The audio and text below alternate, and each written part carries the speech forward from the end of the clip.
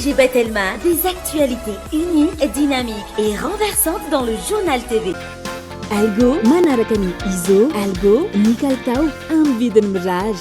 Olotranao ny fampahalalam-baovao. INA, plus raffiné que jamais. ITA, huilerie industrielle de Tamata, hisatra amin'ny telo sy roa arivo. Olotranao ny fampahalalam-baovao.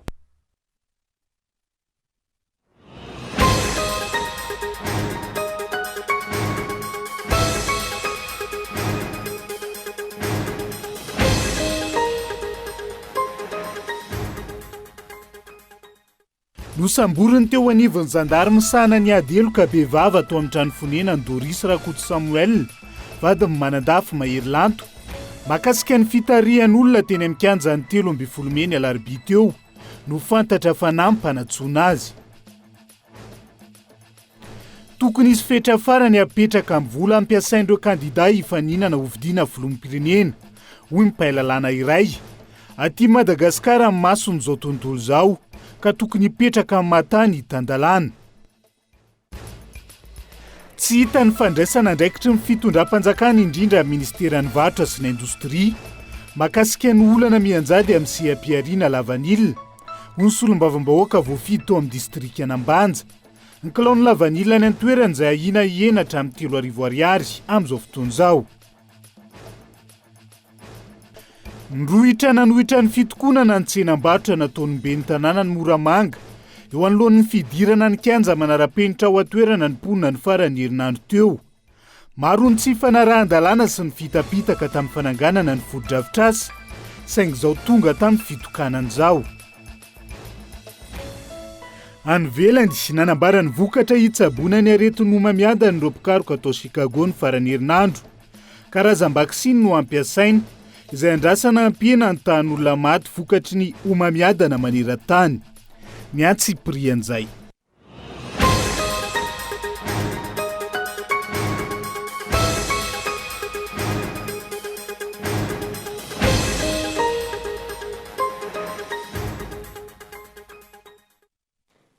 Alatsinainy fadimy volana Jona 2020 ankafaliany indray tombo kilasy sy tombo vavy no hijidiana ny tokantranonao. Amin'ity alay ity tena ny araba ary manasanao ihany koa anaraka ny fampahalalam-baovao hatramin'ny farany. Anokafantsika izay fampahalalam-baovao izay amin'ity alay ity dia nosamboriny teo anivon'ny zandarmy sahana ny adeloka bevava etsy fiadanana teny amin'ny trano fonena ny maraina teo i Doris Rakoto Samuel vadiny mahery lanto, manandafy makasika ny fitarihan'olona teny amin'ny kianja ny 13 Mey ny farany volana Mey ny alarobia lasa teo moa no antony fampiatsoana azy teny an-toerana. Raha ny fantatra tamin'ity androan'ity niakatra teny amin'ny fampanohavana avy hatrany ny tena ny taorian'izay fianoana azy teny fiadanan'izay Hilary Nasoninainy. Natao sarika ampandrina baika avy amin'ny fitsarana no nisamborana ny Doris Rakoto Samuel vadiny mahery lanto manandafy teny amin'ny trano fonenany ny maraina teo hoy ny teo anivon'ny zandarmeria misahana ny adeloka bevava etsy fiadanana. Fa mitorana mahakasika ny hetsika izay notariany Doris niaraka tamin'ny lehiben'ny vovonana gasy leo teny amin'ny kianjan'ny 13 Mey ny alarobia teo no fantatra fa nisamborana azy androany. Marina tokoa zany zavatra zany fa nisamborana izy zandarma miasa eto amin'ny sapana fikaroana adeloka bevava ny marina teo teny amin'ny tranony teny andorany fotsy madame Doris Rakoto Samuel izay vadiny mahery lanto manandafy. Ny zavatra misy dia misy délégation judiciaire avy any amin'ny fitsarana manome baiko anay eto amin'ny sapana fikaroana adeloka bevava hoe identifier, rechercher et enquêter madame Doris. Dia io zany no anjara raikitra sahaninay. Ny tiako marihana dia ny eo amin'ny resaka police judiciaire dia misy atao hiérarchie na subordination. Zany hoe amin'ny mahatantandarantsika zany dia ny gendarme na ny polisy dia manateraka baiko avy amin'ny fitsarana. Ny asan'ny gendarme sy ny polisy amin'ny ankapobeny dia tady amin'ireo olona ireo manangona ny profo ary manatitra an'ireo any amin'ny fitsarana. Anjaran'ny fampanohavana indray amin'izay fotoana izay no mijery misy fandikan-dalàna sa tsy misy. Raha misy fandikan-dalàna dia manao fanenjehana ry zareo. manodidina ny ora telo teo no nanaovana ny famotorana ny Doris Rakoto Samuel niakatra teny amin'ny fampanoavana avy hatrany ny raharaha taorian'izay. Tsy aivina nitoboka ponjavy hatrany irahery mampianina nambinina avy amin'ny vovonana Gasileo ny zoma teo taoriny ny samborana azy teny amin'ny kianjany 13 Mey. Navotsitra kosa i Doris vadiny malama taoriny ny fiatrehan'ny fampanoavana saingy sous contrôle judiciaire. Amin'ny 12 ny volana Jona izao ny fitsarana raha ny fampitam-baovao voaray. Andrasantsika rotaterina miandalana ato anatiny fampahalalam-baovao hatrany moa fivoaran'izay. Fiomanana amin'ny fividianana izay tokony ho tontosaina eto Madagasikara amin'ity taona 2024 ity indray. Tsy mankasitraka ny teteza mita ary tsy mikendry afa-tsy ny isiny ny fividianana ara-pomba demokratika. Marina eto Madagasikara ny vondrona Europiana raha naneho ny heviny mahakasika ny fanomanana ny fividianana amin'izao fotoana izao. Ireto farany izay nanamafy ihany koa fa nampy amin'ny fametrahana fividianana madio mangarahara ary ekeny rehetra isiny ny fitoniana eto amin'ny tany sy ny firenena Gaëtan Andretsilavo. Nitondra fanazavana bebe kokoa mikasika ny toerana misy azy ny vondrona Europeana manoloana ny fiomanana amin'ny fiatrehan'ny Madagasikara ny fividianana amin'ity taona 2024 ity. Raha namaly ny fanontaniana mikasika ny mety sy ny teteza mita ny maso ivohy ny fahavalon'ny volana Mey lasa teo. Afany nandraisan'ny mpanao gazety azy raha ny fanazavana ka antony nahatonga azy ireo nitondra fanazavana bebe kokoa. Miezaka ny anoana trany ireo ezaka atao ananana fividianana madio mangarahara anaty filaminana ny vondrona Europeana. Tafiditra anatin'izany hoe izy ireo ny fiarovana ny fahafahana maneho hevitra sy mivory. Eo ihany koa ny mety andraisany anjara amin'ny famatiam-bola amin'ny basket fond any firenena mikambana raha toka tafapetraka izany na dia tsy ho ambony tahaka ny tamin'ny taona 2024 sy ny taona 2024 aza io fanampiana ara-bola io satria vao nivoaka ny krizy ny firenena tamin'izany fotoana. Manoloana ny tsao isiny ny teteza mita nazava ny hevitry ny vondrona Europeana ary nilaza fa tsy tokony asena toy ny intsony izany resaka izany. Na izany, nanamafy izy ireo fa tsy manosika velively amin'ny isiny ny teteza mita. Tokana raha ny fanazavana ny agenda ny vondrona Europeana dia ny demokrasia. Tsara hotsipiana ho izy ireo fa manamaivana ny demokrasia, ny fiovampitatanana, ny firenena tsy amin'ny alalan'ny fifidianana. Na eo aza ny filazana fa nisy ny fankatoavan'ireo mpisehatra politika. Tanjona amin'izany ny itandrona ny tsara ho an'ny firenena malagasy. Ao anatin'izay fiomanana amin'ny fividianana izay tokony ho tontosaina eto amin'ny tany sy ny firenena amin'ity taona 2024 ity dia tokony isy ny fetra farany apetraka mahakasika ny vola izay ampiasain'ireo kandida hifaninana amin'ny fividianana filohan'ny pirenena eto amin'ny tany sy ny firenena. Hoy ny mpahay lalàna iray izay nanontaniany ny mpanao gazety tamin'ity androany ity Madagasikara avokoa no maso izao tontolo izao amin'izao fotoana izao raha ny fanambarany ka tokony hipetraka tsara ny matany tandalàna ny firenena malagasy. Tsikaritra nandritra ny fividianana izay nifanesy eto Madagasikara ny fahasamihafana eo amin'ny samy kandida hifaninana ho vidiana filoham-pirenena. Araka izany, tokony hisy ary apetraka ny fetra farany ambony amin'ny vola ampiasain'ny kandida tsirairay avy mandritra ny fividianana amin'ity taona 2024 ity, hoy ny mpahay lalàna nanaovana fanadihadiana. Za mieritreritra mampanao lalàna fa tokony hisy plafonnement dia tokony tsy fantatro tsara moa na tena manahoana le commission mikasika ny fonds électoral efa napetraka iny na tena mba opérationnel fa tokony ho fantatra mazava apetraka ny lalàna hoe zao ny plafonnement ary iny ny haute cour constitutionnelle no tokony hijery azy ohatra ny any France, ohatra ny any amin'ny firenena Grande-Bretagne hoe mandalo eo anatrehan'ny mpitsara ny vola nampiasanao nandritra ny fifidianana fa tsy hoe mandehandeha fotsiny zao satria hita loatra le fahasamihafany le herin'ny ity izy teo ireo kandida amin'ny élection. Tokony hiatra araka ny tokony ho izy ihany koa ny lalàna mialoha mandritra ary aorian'ny fifidianana. Ho sarotra ny toedrara eto Madagasikara raha tsy mipetraka ny mahafirenena tandalàna.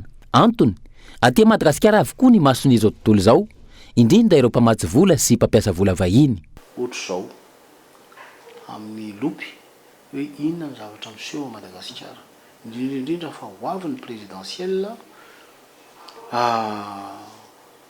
io l'élection présidentielle io raha tsy firenena tandalàna dia ho sahirantsika raha tsy firenena mafy tsara ny institutiontsika de ho sahirantsika ary eo ny tena lalàna ny herany ahitana ny herany lalàna amin'itony élection présidentielle tony rehefa ikena fa hoe misy zavatra tokony ahitsy atsy ery etsetra ka zay ny lalàna na mamboatra lalàna ohatra fotsiny raha hoe loi sur le financement politique. Tanjona amin'izany ny ananana fifidianana madio tsy mitanila mangarahara ary ekeny rehetra.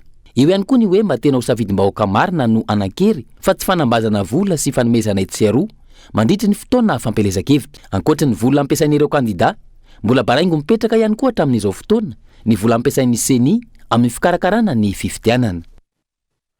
Baraingo mipetraka avokoa reny makasika ny fiomanana amin'ny fifidianana amin'izao fotoana izao fa raha ny fomba fijerina mpamakafaka ara-politika iray dia miamiana ny herin'ny fanjakana amin'izao fotoana izao. Io no mety ho antony tsy mbola amoahan'izy ireo ny didim-panjakana ho fanatanterahana ny fifidianana filoham-pirenena amin'ity taona ity. Henri Florian. Andrasana mafy amin'izao fotoana izao ny fivoahan'ny teti-bola-panjakana sy Pantsina izay manoritra ny vola enti-manatanteraka ny fifidianana filoham-pirenena, fiodinana voalohany sy fiodinana faharoa. Andrasana ankoatra ihany koa ny fivoahan'ny didim-panjakana izay ho avoaka ny gouvernement ho fankatoavana ny tolo-kevitra ny daty sy naroso ny sendi izay efa nankatoavana ny fitsarana avo momba ny lalam-panorenana. Ny fivoahan'ireo zavatra roa lehibe ireo izay ahafahan'ny antoko politika rehetra tena miomana momba ny fifidianana eto amintsika amin'ity taona ity. Nanamafy ireo mpamakafaka ara-politika androany fa tsy hita soritra mazava ny tena fahavonona ny fanjakana amin'izao fotoana izao amin'ny fanomanana izany fifidianana izany. Fanontaniana goavana ankehitriny hoe maninona raha fitondram-panjakana ankehitriny tsy mamoaka an'ilay daty fifidianana. Roa zavatra azo ambara zany hoe tsy tia hanao an'ilay fifidianana ve izy na matahotra koa ve izy amin'ilay fahazakazaka politika mandeha amin'izao fotoana izao satria efa mihetsiketsika daholo ny etat-major politika dia misy tahotra avy ao anatiny ka tsy te hiroso amin'ilay fifidianana izy nefa efa fantatra dia milo io tany amin'ny 5 taona lasa fa tsy maintsy isa ny fifidianana rehefa tonga ny 3 sy 4 arivo. Ny zavatra hita koa zany amin'ny ankapobeny ny fitondrana ankehitriny dia fahita fa memena ny heriny manoloana raha oharina tany amin'ny 20 sy 4 arivo sy tonga amin'izao 3 sy 4 arivo dia matsapy izy fa memalemy satria memparitaka ireo olona nanoana anazy.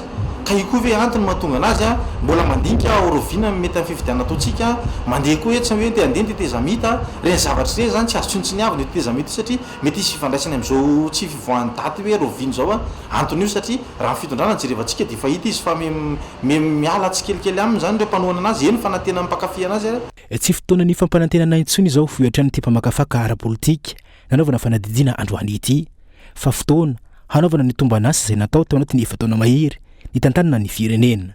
Problème amin'ny politika eto Madagasikara zany ny olona tena natao hanao politika tsy mety mahazo sehatra amin'ny politika fa ny olona tonga kisendrasendra sy ny hoe mpandraraha ohatr'izay foana zany eto Madagasikara fa ny olona niofana nianatra an'ilay politika manana fahalalana mikasika amin'ny fiainam-bahoaka tsy tonga amin'ilay toerana mihitsy mahatonga an'io zany hoe amin'izao fotoana ve mbola fotoana naovana propagandy raha oharina fihezana tsotra ilay izy tsy fotoana fanatanterahana asa zao no atao fa tsy miteny tsony mbola anao karazana promesse indray hoe anao an'izao fa tanteraka ve fanaovana jeritodika zao jeritodika ny tokony atao hoe bilan inona ny vita inona ny tsy vita fa tsy mbola anonona zavatra vaovao indray hiteraka sosorana ao anatin'ny vahoaka amin'ny ankapobeny zany raha mbola zao anao no miteny ny eo tsy vita ny eo manorosory ny jiro isan'andro tapaka amin'ny fiainam-bahoaka mikorotana zany zavatra zany mifangarongaro be mividim-piainana miakatra tsy voafetsony amin'ny ankapobeny raha mpanjakana amin'ny ankapobeny dia tsy tokony fotoana ntsony zao anaovana ataontsika ry nonantavy zay ny tena mahafiana azy amin'ny teny malagasy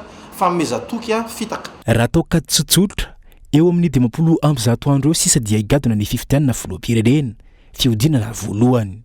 Eo amin'ny 90 andro eo kosa sisa dia ametra-pialana ny 10 andro rajoelina raha toka hirotsako kandida hifaninana amin'ny fifidianana filoham-pirenena izany ka hanomeza ny vahoaka noty azy indray manoloana ireo asa izay nataony tamin'izay efa taona mahery izay. Fomba fijerena mpamakafaka ara-politika mahakasika ny raharaham-pirenena reny manaiky an'izay ve tsika sa tsy manaiky ny tsirairay no afaka mamaly izay araka ny tandrify azy fa ny eken'ny Papa François ho artsevêque vaovao ny archidiocèse n'Antananarivo Monseigneur Jean de Dieu Welson izay évêque n'Ambatondrazaka amin'izao fotoana izao ny ekena araka izany ny fametram-pialany ny Monseigneur Odon Marie Arsène raha zanak'olona izay archevêque n'Antananarivo teo aloha fitiany kolona. Nametra-pialana ny archevêque n'Antananarivo Monseigneur Audon-Marie Arsène Razanakolona ary nisy oloany Monseigneur Jean de Dieu Rawelson izany ankehitriny izay efa nekeny Papa François. Teraka tao arivo mamo ny raiky amin'ny 3 Jolay 1770 ary no amasinina ho pretra tamin'ny 7 septambra 1770 ny tenany. Manana ny mari-pahaizana licence momba ny théologie tao amin'ny Institut catholique de Madagascar ary nanohy fianarana tany amin'ny faculté théologique de Lugano tany Suisse, nazo ny doctorat en théologie dogmatique.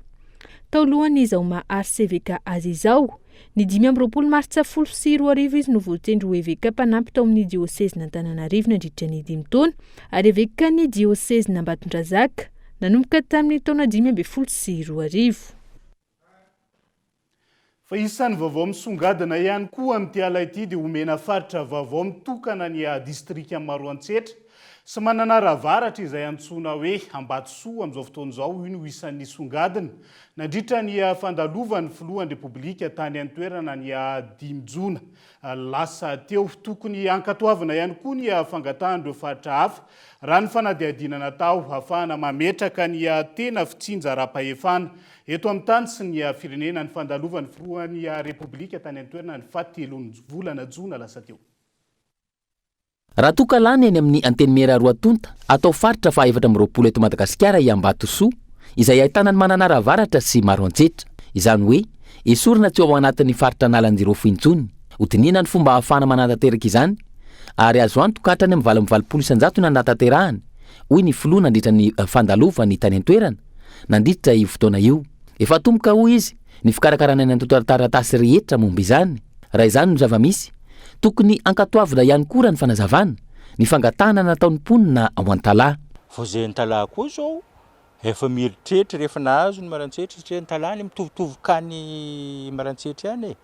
An-talà koa zany efa taloha fa préfecture letra fa ela be dia nisorona taminazy ny ma-préfecture azy zegny hoe nalagna taminazy ny chef-lieu de région. Donc zay ake zao rehefa nahazo ny Maroantsetra dia angata koa zay an-talà satria marobe ny tany manjary atao district ao dia afaka tanteraka zay am'izay fotoana zay satria zay mahita raha mbola ohatran'izao foa le région misy amin'ny faritra Sava dia taraiky ny fampandrosoagna ny an-talà satria nagnino mahataraiky azy an-talà zay efa lasalasa davaka talohaloha agnatin'ny district efatra io dia raha tsy jerentsika amin'ny fagnamboaran-dalagna tena mbola tavela lavitra be ny fagnamboaran-dalagna amin'izao. Io Ambatsoa io no faritra fa 420 eto Madagasikara.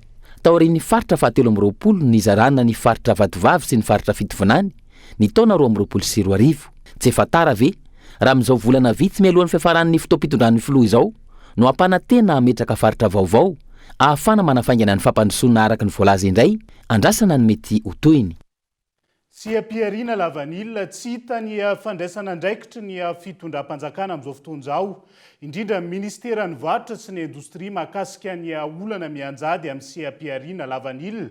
Hoy ny solombavam-bahoaka voafidy tao amin'ny distrika Anambanja ahina henatra ny amin'ny 3,000 ariary ny kilao manoloana ny zay tsy fisiny ny mpandray ny vokatra izay amin'izao fotoana izao ny kilao any Lavanilina maitso raha ny zava-nisy nandritra ny fisokafany taom-piotazana tany an-toerana Henri Flodon. Ny distrika ny Ambanja no nisantatra voalohany ny fisokafany taom-piotazana vanila ho an'ity taona 2024 ity ho an'ny faritra Avaratr'Indosy ary efa nanomboka ny herinandro teo no nisokatra izany taom-piotazana vanila izany. Raha ny hita hatramin'izao fotoana izao tsy mitsahatra mety tonga na hatrany ny vidin'ny vokatra ho ny solombavam-bahoaka ao an-toerana. Misy ihany ireo mpandraharaha mividy ny vokatra saingy voafetra izany araka ny fantatra. Voalohany misy mpandraharaha zany mividy amin'ny vidiny lafo 80,000 42,000 ariary ary misy mpandraharaha koa zany no mitrosa. Fa ireo mpandraharaha dia limité arakaraka le membre misy ao aminany no afahany no mividy. Rehefa tandrotra n'le quota dia mijanona izy nefa zany ny tsy mpikambana maromaro ny mpikambana. Ka eto dia ny vidin'ny lavany any amin'ny tsy mpikambana 10,000 ariary 5,000 ariary ary ho atahorana izy atoato hatratra any amin'ny 3,000 ariary. Ka eto ndray zany sahirana tanteraka ny vahoaka ny Ambanja amin'ny rarany zany vidin'ny lavany zany. Mbola tsy hita koa zany inona no andraikitry ndraisy ny tompony andraikitry mikasika izay zavatra zay. na teo aza ny antsoantso efa nataon'ireo mponina momba ny olana misy indrindra fa ny mahakasika ny vidin'ny vokatra vanilina ity tsy mbola hita nandalo tany an-toerana ny mpitondra fanjakana ho etrany ny soloavim-bahoaka na ny filoham-pirenena izany na ny minisitra tompon'andraikitra tsy mbola hita tao an-toerana ihany koa. Magnarakaraka zay dia mba mametraka fanontaniana zay sambrano ino mazavatra tsy mety nataona ity fitondram-panjakana ty na nitsidiky izay aza mbola tsy nataona vahoaka ny sahira tatra fifindramonigny zay mbola tsary nisy zavatra hoe mba hita hoe ino ny zavatra misy zany ekeko misy ny fotodrafitrasa fa kanefa zavatra tena andrasan'ny vahoaka dia ny sakafo nona ny vahoaka amin'io vokatra tsy zarizary vidiny zay la lazaiko matetiky hoe campagne nay tompoky lasy tompoky vavy dia atsemboagna vokatra kakao lavani zay afany amin'ny sakafo tsy tahaka ny Tananarivo ange papier rame blanche miaraka stylo anankiray anaovana sonia afandry zareo misakafo tsy tovizana zany ka jirevo zay vahoakany ambany niezaka tsy miteny zaho ny sakafo an'io tsenany lavanio satria everiko hoe fa mbola isy ihany ny vahaolana mandraka ny ihany nandroany mbola tsy fantatra hoe ino vahaolana misy mikasiky ny vahoakany sambrano. Manao antsova araka izany izy ireo mba hijerevana akaiky ny vahaolana tokony hirosona amahana ny olana ny vokatra vanila ao anatin'ny distrikany Ambanja mba tsy ahafantiantoka ireo tantsaha izay manara-dalàna. Dia izay ihany koa no hoentsika misento vetivety ao anaty doka fohy ny fitokanana tsenam-barotra hafakely tany Moramanga tany satria miara-mandeha ny fitokanana sy ny fitokonana ataon'ireo manohitra ny fotodrafitrasa eo ihany koa ny tsy fandriam-pahalemana indrindra ny anaty fiara fitateram-bahoaka amin'izao fotoana izao azaka misaraka aminay ary rehefa avy eo no ahitantsika ny antsiprian'izay.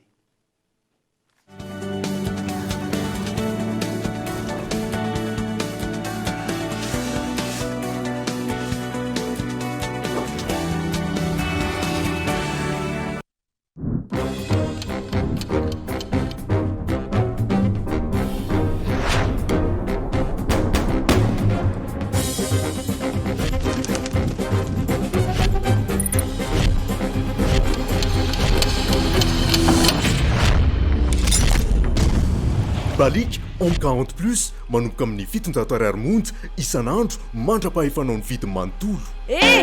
Fa inona ny mbola mavarinanareo ao? Isakafo amin'izay? Balik mamiratra no aviko.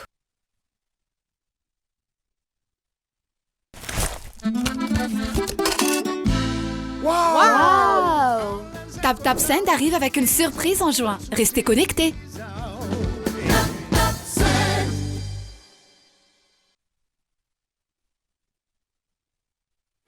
Ina dia vita amin'ny soja voafantina mba hampatsiro ireo karazan-tsakafo karakarainao.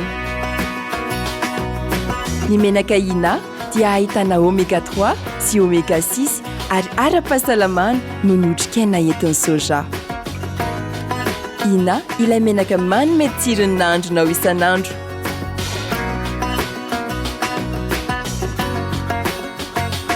Ina, plus raffiné que jamais. Ita, huilerie industrielle de Tamata, hisatra amin'ny telo sy roa arivo.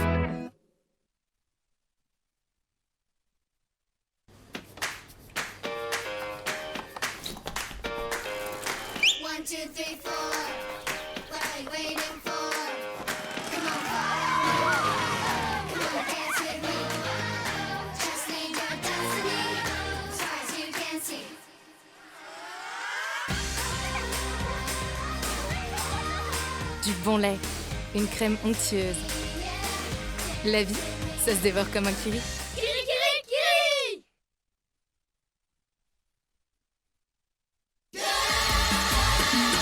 Fiantsaka miavaka sy mahavarina reharesy lovana ty aoriny tonga navao maizy atsika io arena mipetraka toy ny hoditrisy matezaka nefa malefaka tontolo vao manoka baravarana nisy ainga avao isika gasy mireadre mananazy mianjaika ohatrany hoe manalazy navelany io mary banjinana no avy mahafapo an'ireo mpianakavy teneno anazy averindrany isika gasy aigle d'or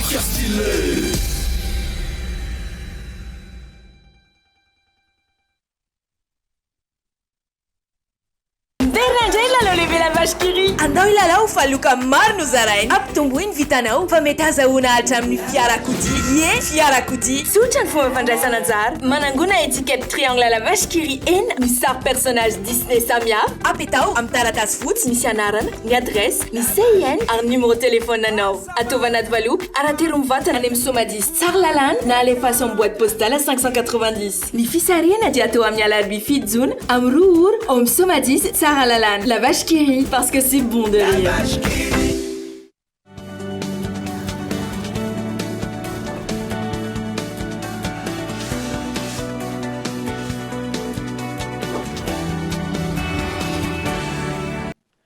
Akasanatra ny anao mbola miara-dalana aminay ato anatin'ny tapany faharoa amin'ny fampalalam-bavao amin'ity ala ity. Anokafantsika izay nyrohitra nanohitra ny fitokanana ny tsenam-barotra.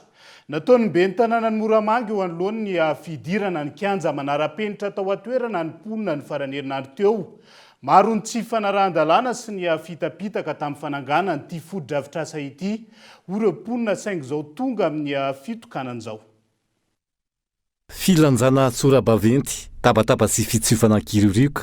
Ireo no nentin'ny poniny Moramanga nanohitra ny fananganana ny tsenam-barotra izay napetraky ny ben'ny tanàna ao an-toerana eo anolohan'ny vavahady idirana amin'ny kianja manara-penitra. Maro ny tsy fanarahan-dalàna sy ny fitapitaka tamin'ny fanorenana azy hoy ireo ponina. Zatra mampalero anay dia io nataon'jareo box io zatra tsy ara-dalàna io. Taratasy miforoporonina. Nisy feo teo inainana hoe fampandrosoana. Fampandrosoana tsy ho an'ny tanora, fampandrosoana tsy ho an'ny vahoaka Moramanga, fampandrosoana ho an'olom-bitsy tompo.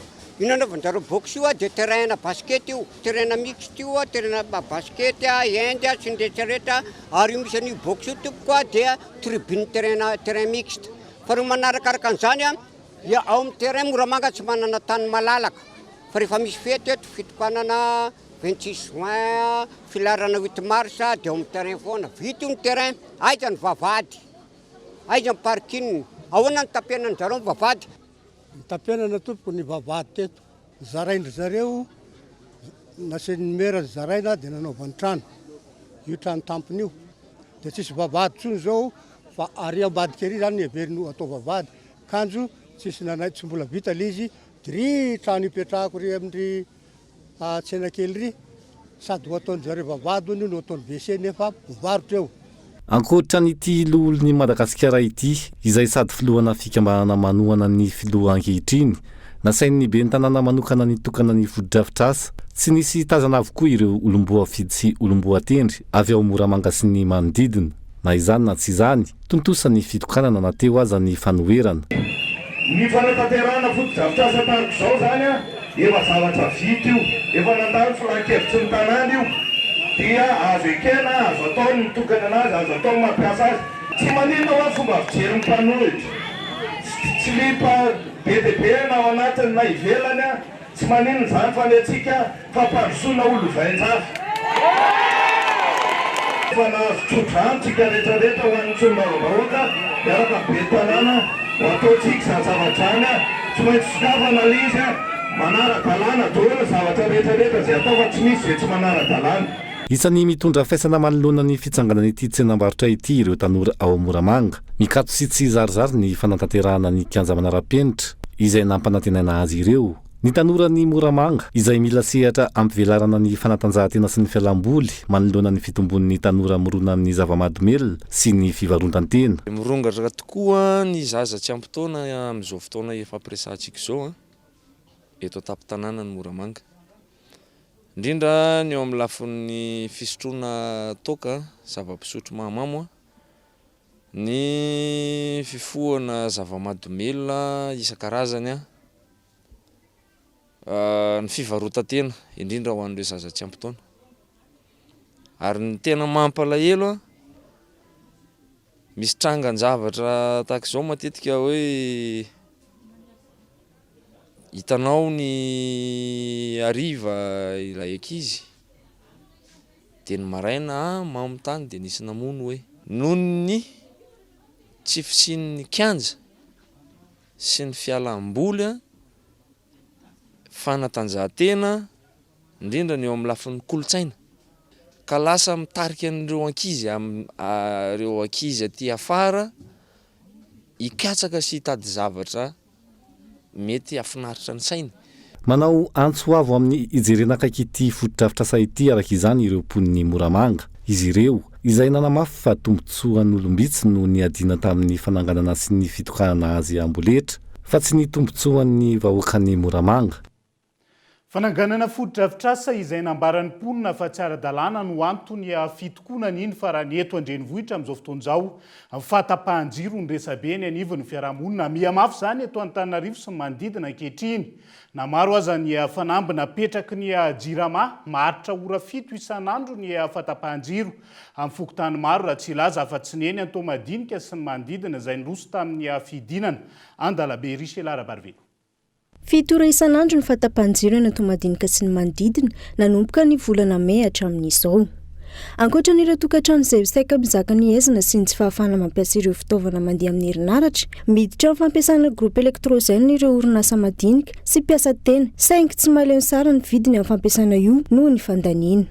Tranga izay misy fiantraikana goavana amin'ny fanatanterana ny asa raha ny fanasavana. Delestage ty moa zany tena ho amin'ny asana eto zany zao zay mampiasa herinaratra dia taraiky daholo zao ny asan'olona jerery eto amin'indray ary mifamaly amin'ny olona satria lasa tsy vitako ara-potoana intsony ny asan'olona dia menomenona ny olona nefa ny zay mba miezaka ihany amin'le resaka fandoavana amin'ity jiro ity dia mba miangavy anareo mijirama zany mba jerena satria zay miasa majinika dia tena mijaly zay satria akora fototra ho amin'ny asako zany aloha ny jirama. Nefa zay raha mampiasa groupe lafo be ny essence sy ny gasoil dia tsy mifanaraka amin'le tolotra sy tinadiny amin'le client satria raha mampiakatra main-d'œuvre zay miembotra ny client nefa nyty mba fitadiavana anay ka dia mba miangavy anareo mpitondra fanjakana mba jereo manokana ty resaka angovo ty fa tena aina ho an'ny fiainanay mihitsy. Mitaky ny ijeren'ny fanjakana vahaolana aingana manoloana ny delestage araka izany izy ireo. Nalain'ny tompony teo satria maika izy dia hoe aloha entinay ny anay ozy izy fa ny jiro ary tsy mandeha hitany teto mihitsy moa croiser le bras fotsiny dia manao sema fotsiny zany dia miandro ny fiverenany jiro dia izay no tena olana. Fa ny olona misy le mieritreritira hoe fiaina sarotra dia tsy dia ezaka be andeha hoaniny sasany raha tsy hoe zavatra tena miinteresse anazy mihitsy le anamboatra an'ilay groupe ilainy mihitsy fa misy miafiny hoe fiverenany jiro fotsiny zany. Jiro indraindray misy maharitra adiny 3 dia misy miverina kely dia rehefa aveo indray afaka adiny 2 any dia maty indray.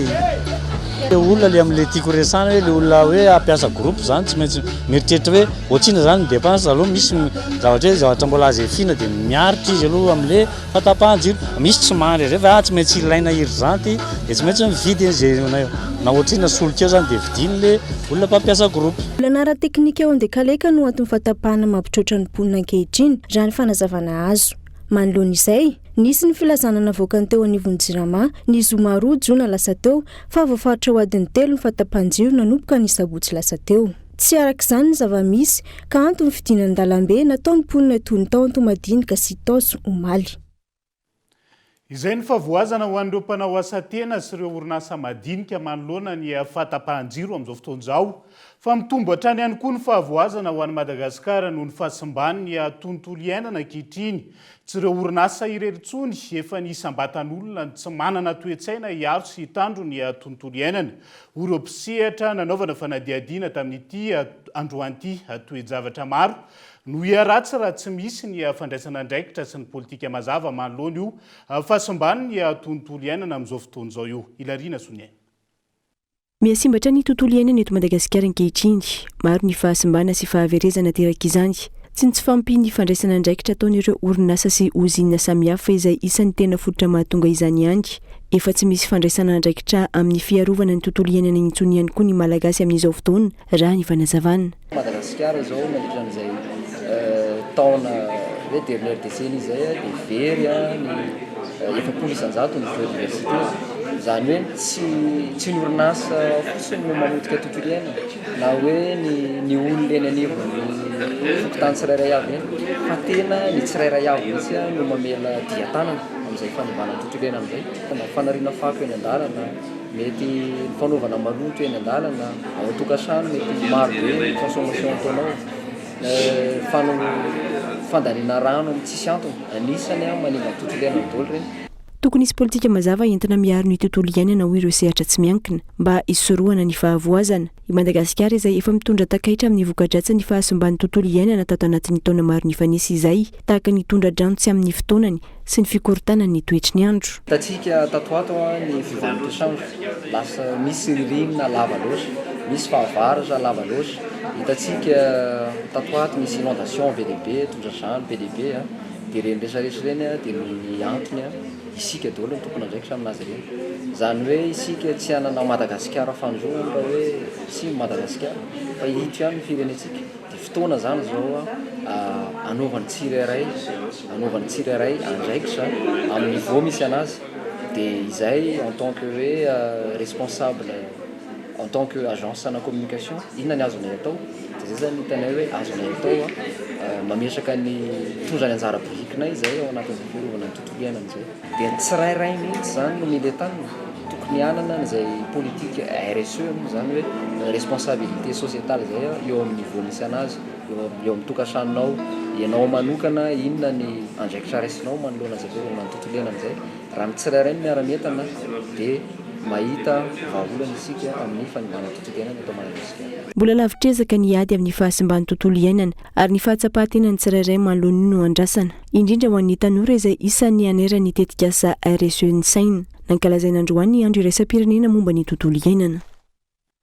Fanidina ifotony tao amin'ny distrika ny fanadina faritra vadivavy ny mpandrindra paritry ny antoko malagasy miara-miainga vadivavy ny sabotsy lasa teo fampitomboana ny ambainday ny antoko sy fanamafisana orona ny fiomanana amin'ny fividianana ho avy no isan'ny anton'izay ho ny mpandrindra paritry ny MMM vadivavy dia ny Franconio 10 mètres kokoa andao rahantsika ny fanampanazavana entiny mahakasika izay. Andraikitry ny mpandrindra paritra ny antoko moa izao fidinana ifotony ohatran'izao indrindra fa mirenivohitry ny district mba ahafahana manome aina sy mampitombo ny ambaindainy izay hoe antoko malagasy miara-miainga izay ato anatin'ny faritra vadivavy.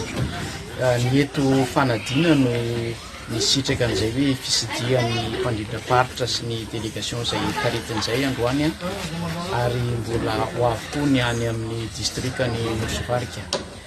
Ny fionana androany dia mifantoka tanteraka amin'izay hoe fampivelarana ny antoko eto anivon'ny distrika, ny commune sy ny fokotany, fanavozana ny rafitra izay efa nisy hatramin'izay ary ny fiomanana tanteraka amin'ny fifidianana izay hoatrehintsika amin'ity taona 2024 ity.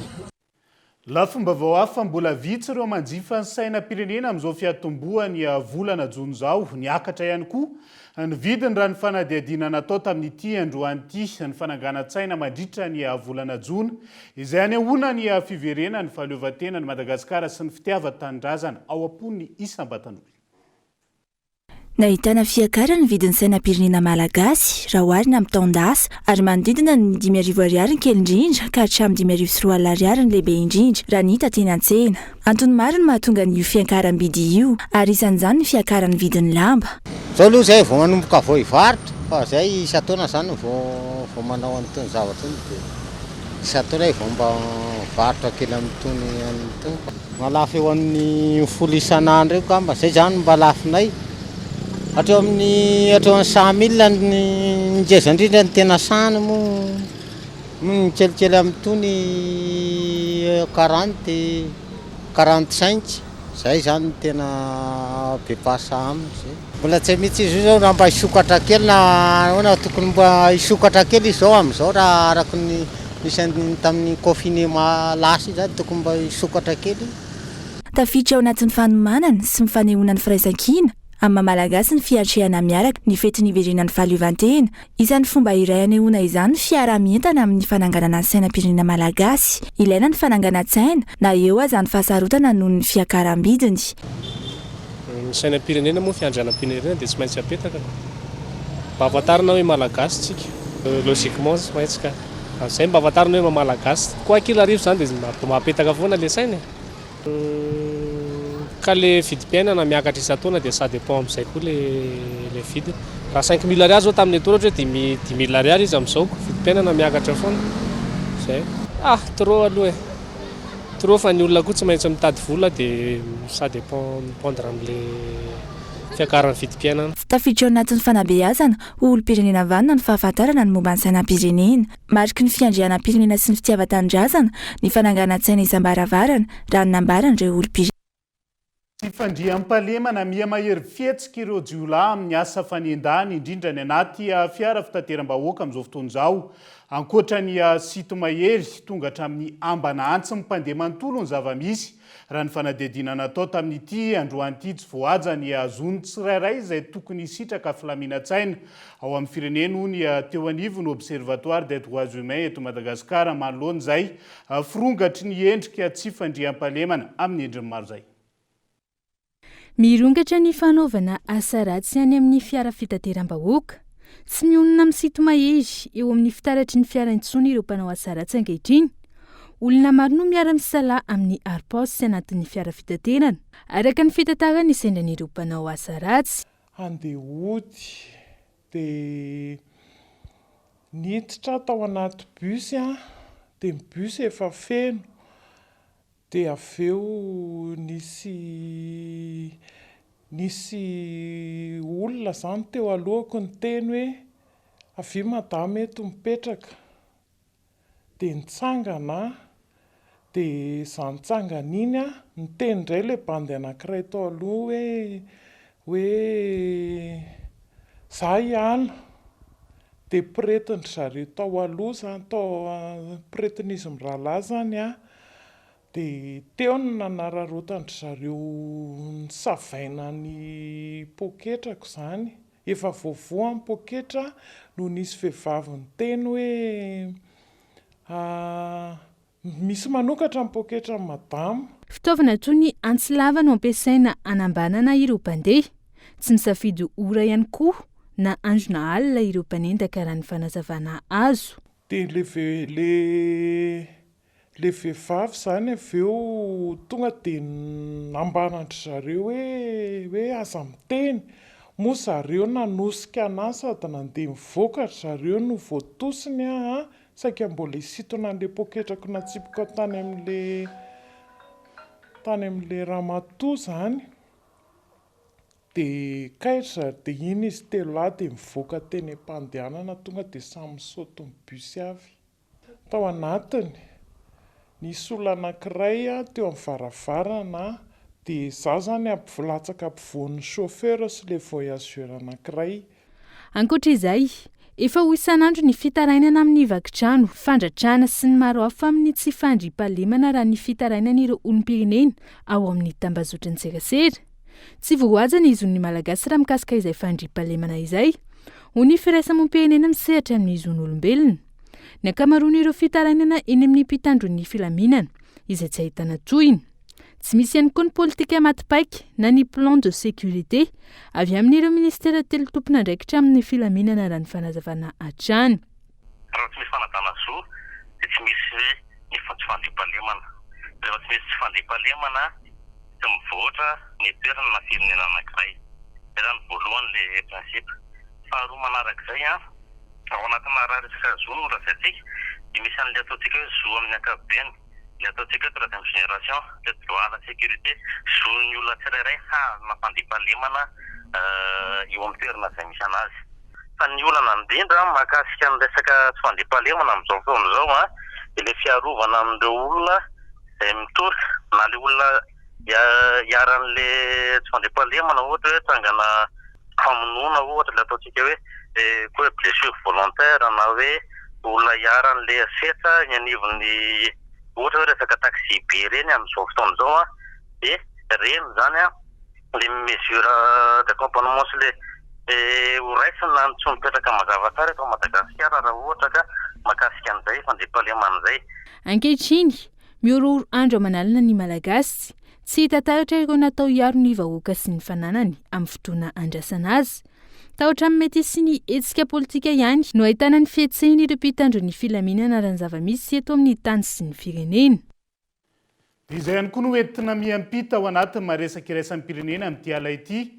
Nanambara ny vokatra hitsabona ny arety no mamiadana ireo mpikaroka atao Chicago ny farany herinandro teo karazam-bakisiny no ampiasaina izay andrasana ampiena ny atahan'olona maty vokatry no mamiadana maneran-tany.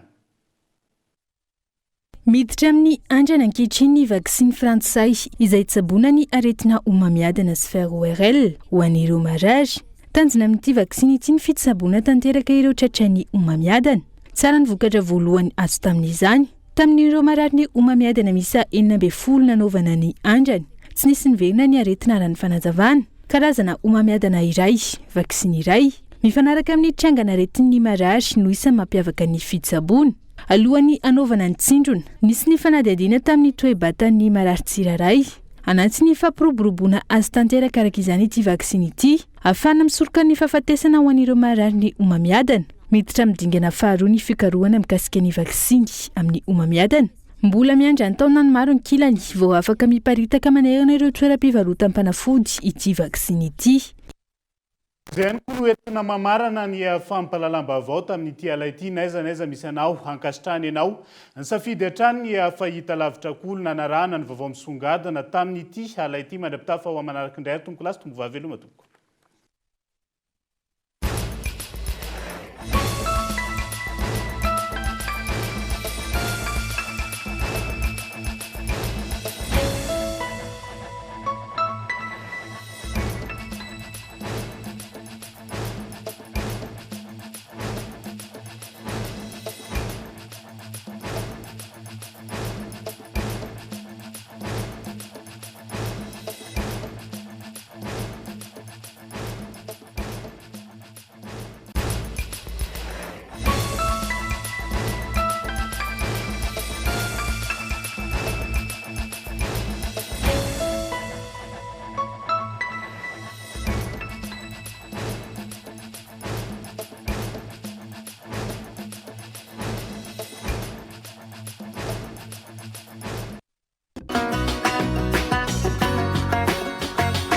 INA, plus raffiné que jamais.